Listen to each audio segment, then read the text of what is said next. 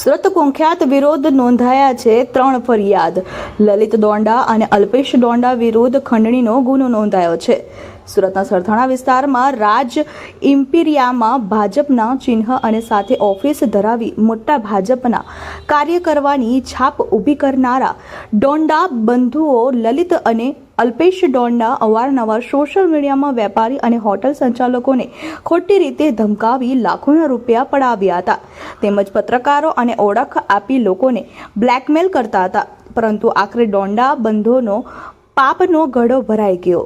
Sarthana police station ખાતે લલિત અને અલ્પેશ ડોંડા વિરુદ્ધ 3 ફરિયાદ નોંધાતા હાલ સરથાણા પોલીસ દ્વારા આરોપી અલ્પેશ ડોંડાની ધરપકડ કરવામાં આવી છે, તેમજ આરોપીનું રિકન્સ્ટ્રક્શન કરવામાં આવ્યું છે. પીઆઈના જણાવ્યા અનુસાર લલિત ડોંડા પર 12 ગુનાઓ અને અલ્પેશ ડોંડા પર 8 ગુનાઓ અગાઉ નોંધાઈ ચૂક્યા છે. જોતા રહો Surat crime news director Jaysinh Darbar સાથે.